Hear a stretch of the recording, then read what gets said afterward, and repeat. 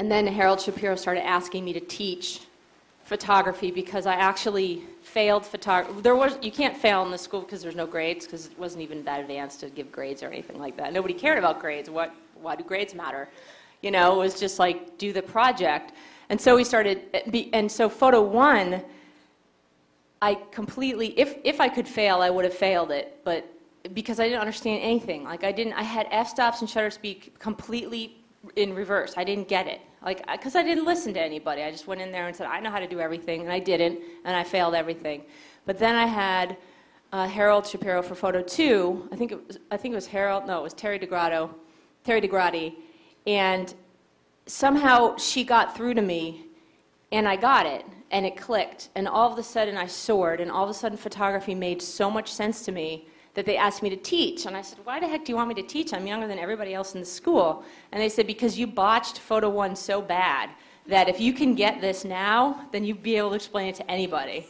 So anyway, so then I started teaching, and this was just some of my notes back then. It seemed like, it's all right. It seemed like, I noticed, I was writing about some of my students, and I noticed that, wow, no matter what, people always choose the picture on the end. Like, it doesn't matter if it's the best picture or not. They just pick the picture on the end of the contact sheet. I don't know why. You'll see. You'll notice now. Anyway, so that's sort of like my background of photography. I think you kind of get the point that it's really no big deal, and I blindly felt my way through like a few classes and sorted it out, and meanwhile I'm waitressing. I mean, it's again, I can't stress the no big deal anymore. When I graduated university, so I was going to photography school at the same time that I was going to university, because remember I said I didn't like the photography program at my school, so I went to this other place and met Harold Shapiro. So I did both of these things at the same time, and when I graduated university in '93, I was invited by my friend Sanait Samuel, who's Ethiopian, to go to Ethiopia with her. And so I did, and I took a bunch of pictures, and pretty much 10% of them actually came out. The other 90% I botched, right, because I still had no idea what I was doing. But this one actually made it. And so there's two pictures in the beginning of the slide presentation that really had a massive impact on my life, and I'm sure because of those pictures got me standing here today. And this is one of them. And this is a kid in Ethiopia, took his picture and came home and showed the people that I know, my friends and family, these are the pictures that came out. Didn't have light leaks and streaks all over them. This one came out, and they said, and I've told the story a lot, and they said, well, are you sure that you were in Ethiopia because this kid's not starving to death? And they really, truly didn't believe that I went to Ethiopia, because the only image they had of Ethiopians were pictures like this, and this photos by Sebastião Salgado of little kids starving to death being weighed in grain scales. And that's all we knew. A lot of people knew. I considered myself in sort of an educated circle. That's all that the people could think of when they heard Ethiopia, much less all the pathetic jokes that you hear, what are you going to eat in Ethiopia? Really sad. And I had been there, and here were my pictures, and I thought, wow, I mean, I don't even like to hang out on this picture, because that was one instance in one occasion, but I just got back from Ethiopia last year. It still looks like this. Yes, people wear winter coats, and yes, people are well fed, and yes, people are smiling. So it was in that moment when some people didn't believe that I had actually gone where I said I went, even though I got vaccinations and visas and the whole thing. They thought they were right and that I was wrong. And I thought, wow, how would this conversation have gone? How would it have gone if I didn't have this picture to show them? Here's living proof, and they're still not believing me. What if I didn't have this picture? And so I realized in that moment that photography was definitely the direction that I was going to head, because that had a lasting impact on me, and it still does today. So this is another picture that I took. This is several years later. I went to India. And at this point, I'm still doing plenty of drive-by shootings, whether it's traveling or at home at this point in New Haven, Connecticut. And I should get a pointer for this, but this is my best example of this is my trophy drive-by shooting photograph. And I call it that because that's actually not me. That's me taking a picture this is a guy named Daniel, taking a picture of this little boy with his I guess it's his grandmother, who knows, standing over there, and this is in India. And I want you to pay very close attention to this empty circle, how there's nobody here explaining to me who's this guy, what's his name, what's going on, what town am I even in, like, what language do you even speak? We didn't know and we didn't care. We just wanted a picture of the exotic kid, right? So we could go home and be cool. We could be cool and say we went to Ethiopia and we met this, or India or wherever, met this kid, and I'm this cool, like, you know, Indiana Jones, right? And here's my proof of being Indiana Jones. What was going on in this picture was that that woman on the upper left was pushing that little boy forward and saying, rupees, rupees, which is Indian money. So she's like saying, basically pushing us towards pushing that little guy towards the camera and then asking us to pay. So, I mean, what's really going on here, you know? Look at this kid's face. I mean, he's not happy. He's not smiling. He's not like the banana boy kid, you know? There's something screwed up going on here, and I promise you this happens all the time when we take pictures of strangers.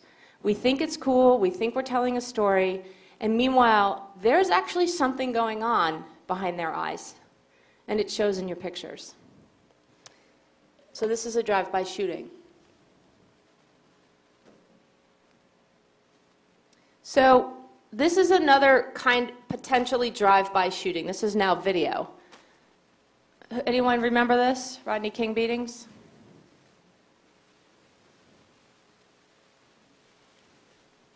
So this is Rodney King getting beat up by the LA police. So it'd be one thing if George Holliday, the guy who filmed this video, took this video and just showed it to his friends and said, oh, look how cool I am, I saw this thing. But the reason this is not a drive-by shooting is because he actually got these pictures to somebody who could actually do something with it, right? It didn't just sit in his living room on his video camera or his video VCR or whatever. Who knows how he did it back then? This is pre-internet. Must have made copies, must have found people. He got it out there, and I don't know who remembers this in this room, but it changed the world. It absolutely changed how we see journalism, and this is, in my opinion, this is the birth of citizen journalism right here. It doesn't matter that this is bad look at this. I mean, this is atrocious, and it should have never happened, but it happened.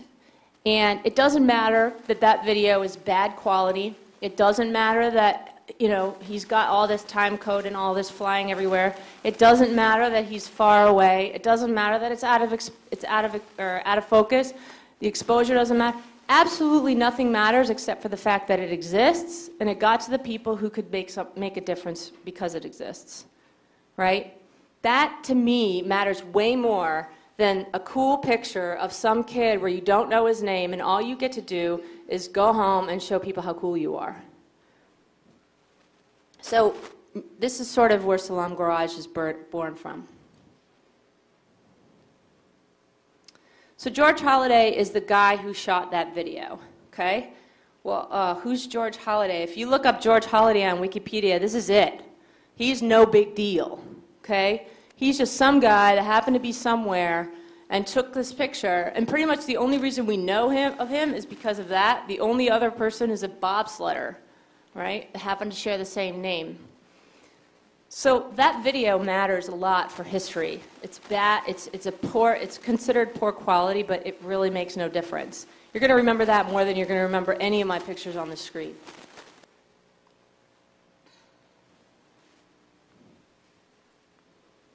So at this point, I remembered how I felt when I took that drive-by shooting picture in India, where there was that kid, and the woman was saying rupees, rupees. I felt like a jerk. You know, I just felt like this is so self-serving. This is all about me. This has nothing to do with this kid. I don't know anything about their family at all. And so that had a lasting impact on me, huge. And so at this point, my career had been building, and I was starting to shoot for magazines, and I was starting to shoot commercially and doing photojournalism. So I was lucky enough to be introduced to an editor down in New York who was who was an editor for Doctors Without Borders. And I was going to Brazil with my boyfriend at the time, and I just didn't want to go and do more drive-by shootings. I was just like, what good is it for me to go walk around and take cool pictures and have a cool exhibition and just be cool? I felt like there was a lot more that I could do. So I hooked up with Doctors Without Borders, and welcome. And I was lucky enough to go around. This is a favela, which is another word for a slum in Brazil, in Rio de Janeiro. And these are women who are at a health post, at a prenatal and a postnatal health post in Rio. And so because I was able to go through a trusted source, I was able to build relationships with this NGO. They trusted me. They knew I was coming. I didn't just like walk around the favela and take pictures. You can't, actually. You're not allowed.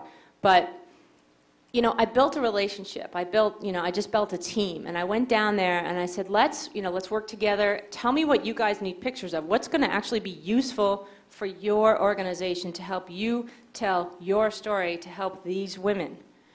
And that's what I feel is the job of a photographer.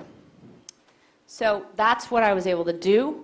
And I was lucky enough to get these intimate pictures. Like now I know this is Anna, and I know that that's a picture of her when she's a little girl. I know where her mom is. I know where her grandmother is. I can tell you all kinds of stuff about her.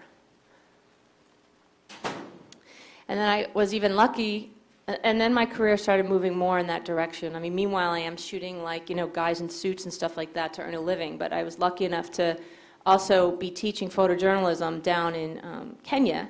And this NGO wanted me to come over and take pictures of their NGO. So they called me up, and they said, we just want you to come by and take pictures of our NGO because we want to tell the story of the work that we're doing. And what their focus was HIV/AIDS and extreme poverty. And I said, I will and I won't. Like, yes, I can do it because I'm already here and it makes sense. You don't have the budget to fly somebody. It doesn't make any sense for you to fly somebody from another country. I'm already in Kenya. So I said, yes, I'll do it, but I will not walk up and just take pictures at random. I said, we need to figure out who wants to have their picture taken, who's willing to tell their story, who's comfortable with that, who really understands that the point of these pictures is to get their personal story, living with something that's devastating, out into the world. I mean, you got to remember, like when you're doing photojournalism projects and you're taking pictures of homeless kids in Seattle or whatever, like these people are actually giving you something. They're really giving you their heart. And to just take that and to not give anything back is ridiculous. And I get that, like, when you do one assignment after the other and you're a professional photojournalist, it's nearly impossible. But every once in a while, share some of yourself with the people that are sharing with you. Tell them about your life. Tell them about your family. Tell them about some of the diseases you maybe had to deal with. You're sitting here talking to somebody who's homeless. Tell them like me. Tell them you had to leave home because you were brought up in a violent household. Like, share with them. Don't just take from people. So I said, please, find people who are interested in telling their story, people who realize that the whole goal of taking these pictures is to get their story out there. So this is their this is their life. Are they okay with that?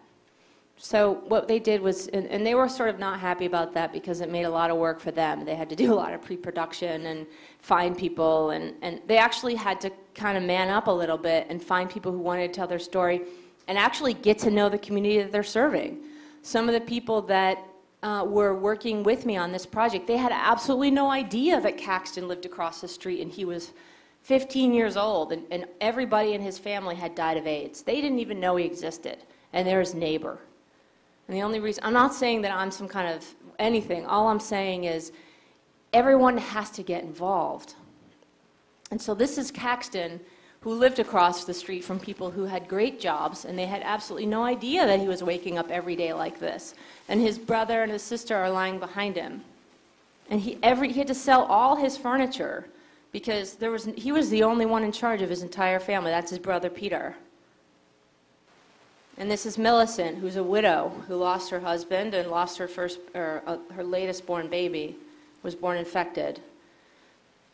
But she's beautiful, and she's an amazing woman for sharing the story with us. These are all the different people in Rabor. This is in western Kenya on Lake Victoria.